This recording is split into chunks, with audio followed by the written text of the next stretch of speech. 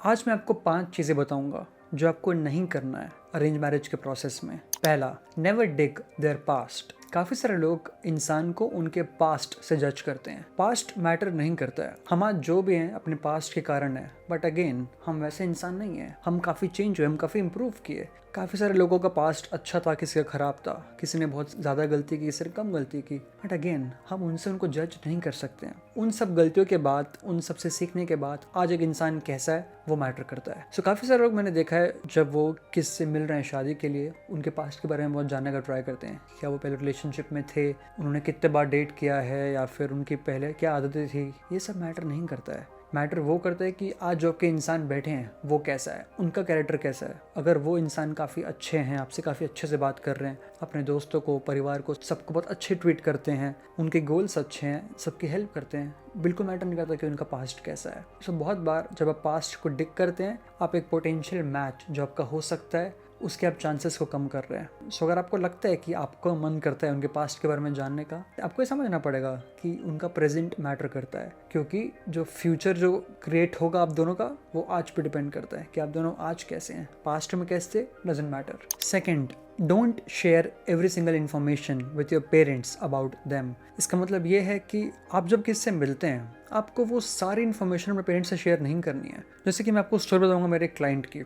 मेरा एक क्लाइंट है, वो अपने पेरेंट्स से सब कुछ शेयर करता है। सो अगर वो किसी लड़की से मिल रहा है, वो लड़की उसको क्या बोली, उनकी क्या बात हुई, एंड अगर वो आपस में एक दूसरे को पसंद कर लिए, फिर बाद में जब कम्युनिकेशन होता है, वो सारी बातें, इतना क्लोज आपको अपने पेरेंट्स से नहीं होना है, क्योंकि जनरेशन गैप है। बहुत बार पेरेंट्स का माइंडसेट अलग रहता है इस प्रोसेस में। पेरेंट्स का एक ही गोल है, आपकी शादी कराना। उनको मतलब बहुत ज़्यादा नहीं रहता है कि सामने इंसान कैसा है। अगर उनका जो कैलकुलेशन है वो कैलकुलेशन सही हो गया है, उन्होंने जो इन्फॉर्मेशन निकालनी होती है सोसाइटी से, अगर वो सारी ओके है, उसके आगे उनको फ़र्क नहीं पड़ता कि वो इंसान कैसा है। क्योंकि उनको ये लगता है कि अगर उनका सोसाइटी में नाम अच्छा है, फैमिली अच्छे हैं, तो सामने इंसान आपके लिए परफेक्ट है। ऐसा ज़रूरी नहीं है। बात अच्छा है ख़राब की नहीं होती है, रिलेशनशिप में बात होती है कंपैटिबल की। वो इंसान आपके साथ कंपैटिबल होना चाहिए। सो इसलिए आपको पेरेंट्स से बहुत ज़्यादा शेयर नहीं करना है। कुछ कुछ बताइए कि हाँ कैसा चल रहा है, आप दोनों एक दूसरे को पसंद कर पा रहे हो कि नहीं कर पा रहे हो, कहाँ इश्यूज़ आ रहे हैं। बट अगर आप पूरी पूरी बातें बताएंगे तो वो बिल्कुल भी हेल्दी नहीं है। क्योंकि अगर आपकी किसी से शादी हो जाती है एंड आप शादी के बाद भी ऑफकोर्स ये सेम चीज़ करोगे कि बात बात पे पेरेंट्स को इन्वॉल्व करोगे, उनसे हर बात शेयर करोगे, उससे क्या होगा, पेरेंट्स आपकी ही साइड लेंगे, पर आपका जो पार्टनर है वो काफ़ी अकेला फील करेंगे। क्यों? क्योंकि उनके लिए सब स्ट्रेंजर हैं, उनके लिए वो नया घर है, उनके लिए नया इन्वायरमेंट है। कहीं ना कहीं वो ट्राई कर रहे हैं, कहीं ना कहीं वो एक नया बॉन्ड क्रिएट कर रहे हैं, बट वो उतने कंफर्टेबल नहीं है आपकी तरह। सो अगर आप अपने पेरेंट्स को बहुत ज़्यादा इन्वॉल्व करेंगे तो उनको बहुत अकेला फील होगा। अगेन उससे आपका बॉन्ड बहुत इम्पैक्ट होगा। सो ट्राई कीजिए कि पेरेंट्स से लिमिटेड इन्फॉर्मेशन शेयर करिए। कहीं ना कहीं आपको खुद डिसीजन लेना है। अगर आपको कुछ ऐसी बात पता चलती है उनके बारे में, तो ज़रूरी नहीं है कि आपको पेरेंट्स को सारी बातें बतानी है। आप उनको सिंपल बोलिए कि यार मुझे शादी नहीं करनी क्योंकि हम सही नहीं हैं। अगेन अगर आपको लग रहा है कि आप उनसे प्यार करते हो, बट कुछ चीज़ें अगर आप पेरेंट्स को बताओगे तो वो अगेंस्ट होंगे, तो मत बताइए। आपके अंदर उनके लिए क्या रिस्पेक्ट है वो मैटर करता है, आपके अंदर उनके लिए कितना प्यार है वो मैटर करता है। सो फोकस उस पर कीजिए एंड इन्फॉर्मेशन अपने तक ही रखिए। Third, don't force your life style on them. Again मैं आपको एक कहानी सुनाऊंगा अपने क्लाइंट की। सो मेरा एक क्लाइंट है, उसको बिल्कुल नहीं पसंद कि उसके जो पार्टनर है वो या फिर अल्कोहल कंज्यूम करे या फिर सिगरेट स्मोक करे, क्योंकि वो खुद भी कभी नहीं किया उसने। सो कहीं ना कहीं इन दो चीज़ के वो बहुत ज़्यादा अगेंस्ट है। तो वो जैसे किससे मिलने आता है, वो पहली मीट में पूछ लेता है कि डू यू ड्रिंक और डू यू स्मोक, जो कि सही नहीं है गेस, क्योंकि वो इतना इंपॉर्टेंट फैक्टर है ही नहीं। कैरेक्टर मैटर करता है। कभी आप किससे मिलते हो, आपको सबसे ज़्यादा फोकस करना है कैरेक्टर पे, कि सामने का कैरेक्टर कैसा है, एंड बाद में उनकी लाइफस्टाइल चॉइसेस मैटर कर दिया। सो फाइनली जो मेरे क्लाइंट है उसको एक लड़की पसंद आई। सो उसने सेम चीज़ की, पहली मीट में do drink do smoke, and ये उसने कॉन्स्टेंटली पूछते रहा उससे। तो जब उसने पूछा तो सामने लड़की ने बोला कि वो ऐसा कुछ भी नहीं करती है, ना उसने कभी ट्राई किया। सो चीज़ें आगे बढ़ी, वो दोनों का एंगेजमेंट भी हो गया, पर वो लड़का फिर भी उस चीज़ को भूल नहीं पाया। वो कॉन्स्टेंटली उससे पूछते रहा कि यार डू ड्रिंक डू स्मोक, क्या आप सब करते हो, सच सच बताओ। लड़की ने फिर डिनाई किया, एंड जब उसने बाद में पता लगाया चीज़ों से तो उसे पता पड़ा कि वो सच है। एंड जब उसने लड़की को कन्फ्रंट किया तो उसने एग्री भी किया कि हाँ ये सच है। गलती किसकी थी? गलती कहीं ना कहीं दोनों की थी कि हाँ उसने झूठ बोला। बट आई थिंक कि आपको कभी भी अगर आप अपने वैल्यूज़, अपनी लाइफस्टाइल चॉइसेस बहुत ज़्यादा दूसरों पे थोपेंगे तो चीज़ें वर्कआउट नहीं करती हैं। अब इमेजिन कीजिए कि उस लड़की को भी प्रेशर होगा शादी का, उसके घर वाले भी चाह रहे होंगे जल्दी शादी हो जाए, तो उसने क्या किया, उसने झूठ बोल दिया क्योंकि उसके लिए बहुत ईजी ऑप्शन था। एंड यही लोग करेंगे जब अपनी लाइफस्टाइल उन पर डालेंगे। आपको ये चीज़ नहीं करनी है। कभी भी अगर आपको कोई चीज़ पसंद नहीं है, आप पहले तो आपको बॉन्ड बिल्ड करना है, आपको एक ट्रस्ट बिल्ड करना है, एंड फिर आपको पूछना है कि यार ड्रिंकिंग स्मोकिंग ये सब मेरे वैल्यूज़ के अगेंस्ट है। सो इज़ इट पॉसिबल कि वो आप चीज़ शादी के बाद नहीं करो, क्या फिर आप छोड़ पाओ, कि आपके लिए पॉसिबल? डोंट यू थिंक कि आपके चांसेस ज़्यादा होंगे कि वो वर्कआउट हो जाए? बट अगर आप उस चीज़ से ऑब्सेस होगे, उनसे बार पूछोगे, उन पर रिसर्च करोगे, ये बिल्कुल हेल्दी नहीं है। आई डोंट थिंक कि ऐसी शादी कभी वर्कआउट हो पाएगी, क्योंकि आप कुछ चीज़ें बिहाइंड द बैक जाके कर रहे हो उस इंसान के। क्या अपने पार्टनर के लिए ऐसा करोगे? बिल्कुल नहीं। सो आपको इस स्टोरी से ये समझना है कि अगर आपको लग रहा है कि सामने इंसान वो सारी चीज़ें करता है और आप उनको वैल्यू नहीं कर पाओगे, सो बैक ऑफ कर लीजिए, किसी और से मिलिए, किसी और को पसंद कीजिए, किसी और से शादी करिए। बट अगर आप अपने लाइफस्टाइल चॉइसेस उन पर डालेंगे तो या तो आपसे झूठ बोलेंगे, या तो वो बॉन्ड हो ही नहीं पाएगा और आपकी शादी नहीं हो पाएगी।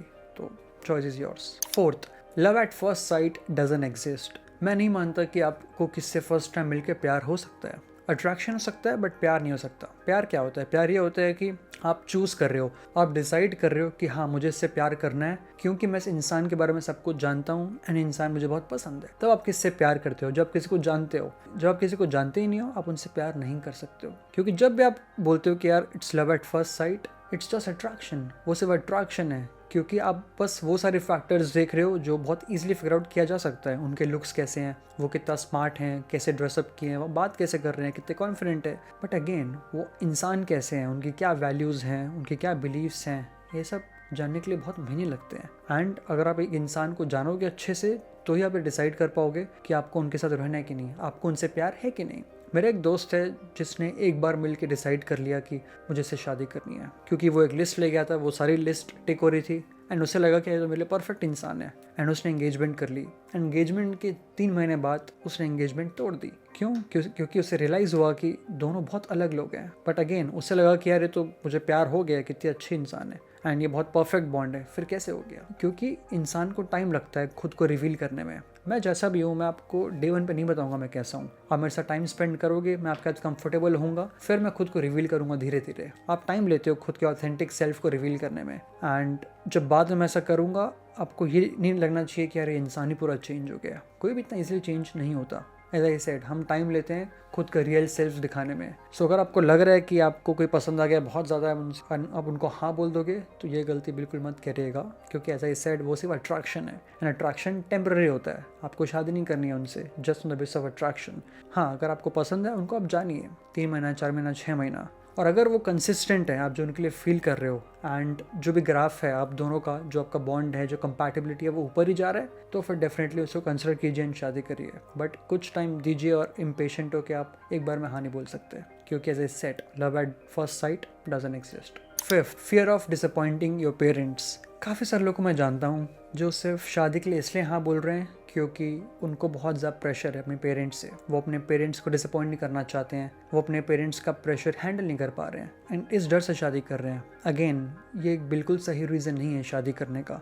शादी आप खुद के लिए करते हो, किसी और के लिए नहीं। ना आपके पेरेंट्स के लिए, ना आपके फैमिली के लिए, ना आपके दोस्तों के लिए। शादी मतलब to have a teammate, to have a companion, right? तो कहीं ना कहीं अगर आपको एक टीममेट चाहिए, आपको अपना एक लाइफ साथी चाहिए, तो बहुत मैटर करता है आप दोनों कंपैटिबल हो एंड वो आपके चॉइस का हो। सो अगर आप सिंपली हाँ बोल रहे हैं किसी को क्योंकि आपको पता है अंदर से कि यार मैं कन्विंस बिल्कुल नहीं हूँ, बट फिर मैं शादी कर रहा हूँ क्योंकि मेरे पेरेंट्स बहुत ज़्यादा प्रेशर डाल रहे हैं, प्लीज़ ये चीज़ मत करिएगा, क्योंकि शादी कोई टेम्परेरी चीज़ नहीं है। आपको बहुत साल उनके साथ बिताने हैं, कम से कम 40-50 साल आपको साथ में रहने हैं एंड अगेन वो बहुत लंबा टाइम है। तो अगर आप किसी ऐसे इंसान के साथ रह रहे हैं जिनको आप इज्जत नहीं दे पा रहे हो, जिससे आप प्यार नहीं कर पा रहे हो, जो आपको सपोर्ट नहीं कर रहा, जो आपको प्यार नहीं करना, तो आप खुश नहीं रह पाएंगे। तो किसी को क्यों अपनी लाइफ सेक्रीफाइस करनी है? अगर आपको ये लाइफ मिली है तो आपकी रिस्पॉन्सिबिलिटी है खुद को खुश रखना, खुद का ध्यान रखना, खुद को सेफ रखना। सो अगर आपको लग रहा है कि आपको पसंद कोई नहीं आ रहा है और आपके पेरेंट्स उससे परेशान हो रहे हैं, तो पेरेंट्स का टेंशन है।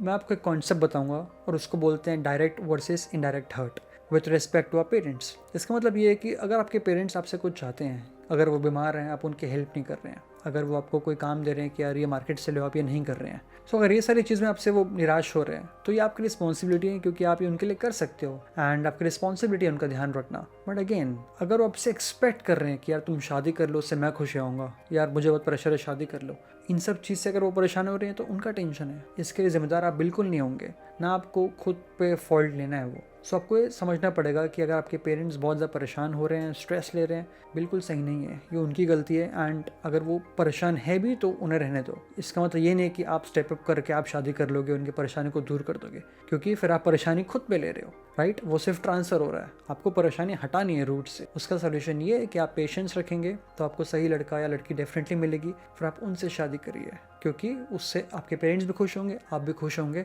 और ये लॉन्ग टर्म हैप्पीनेस होगा, ना कि just short term. At last, अगर आपको आज का वीडियो अच्छा लगे सो प्लीज़ लाइक कीजिए, कमेंट कीजिए, मोस्ट इंपॉर्टेंटली शेयर कीजिए अपने दोस्तों से, सो दैट उनको भी हेल्प मिले। एंड ऑल्सो अगर आपको मेरी हेल्प चाहिए इस प्रोसेस में, तो मैं 1-on-1 सेशंस प्रोवाइड करता हूँ वीडियो कॉल पे, जहाँ आपको पर्सनली गाइड करूँगा इस प्रोसेस में, कैसे आपको एक बेटर पार्टनर मिल सकता है, कैसे इस प्रोसेस में आप ज़्यादा खुश हो सकते हो, कैसे आप गलत डिसीजन ना ले लो, कैसे आपको अपने पेरेंट्स के प्रेशर से डील करना है। सो अगर आपको लग रहा है कि आपको ये सारी चीज़ों में हेल्प चाहिए मेरी, तो आप मुझे मेल कीजिए, मेरी मेल आईडी आपको मिल जाएगी यूट्यूब पे, एंड मैं आपको डेफिनेटली रिप्लाई करूँगा, and will see how to work together. Thank you for watching and I will see you next week.